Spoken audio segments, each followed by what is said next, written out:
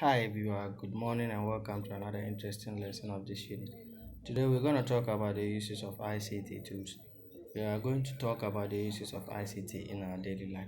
We're going to categorize our study today on three broad themes, that is the uses of ICT in education and the uses of ICT in the society, the uses of ICT and economic development. First of all, let's start with our major concern, that is our education. Now, how is ICT helpful in our education sector? Now, ICT helps students and teachers to carry out their research effectively. With the advent of internet and all necessary information is just a click away. The user just type in the search engine, then the keyword of what they want to know, and the vast array of information displays. Good. With the use of computer, you are going to search for an information about your assignment or what have you. What you need to do is just go to the search engine, just type it, and you have different information about it, which you can use it. You can use it, submit if it is an assignment, you submit, then what have you. Now the ICT is related to gadgets that help teachers to make clear meaning of what basic concept. Good. It helps teachers to make clear meaning of basic, and the help of, let me say, for example, the teacher can use a presentation. The teacher can use the presentation method to teach his students, in that he will insert slides that contain most of the things that he needs to teach his students. He will insert them in such slides. For example, let's say a relia. You can have an example of, if it is cars, you want to have several cars in a slide. That will help him make his lessons more interesting. Good. Electronic laboratory or e-labs has helped teachers and instructors to perform laboratory experiments even in the absence of appropriate equipment. Good. Now, when there are no equipment in your laboratory, or there are certain equipment in your laboratory and you yourself, the facilitator, don't know how to use it, you can go use your computer, go into the net, browse, go through, then you will find the uses, you will find the object on the net and how it is used. They will tell you the label, in that you will follow that procedure to operate that in your laboratory. That is another important, that is another use of what an ICT in our education sector.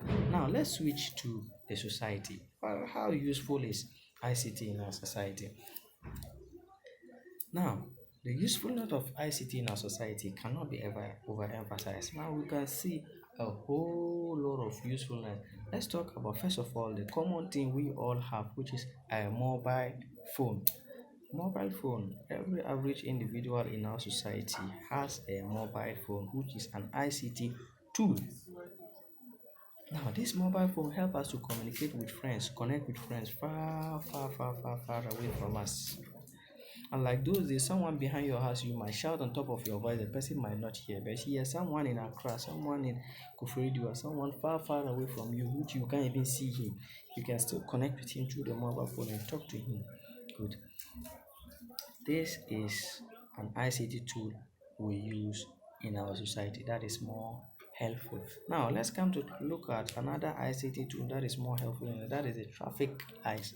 Now the traffic lights help us to make our traffic easier, prevent accidents and prevent road congestion.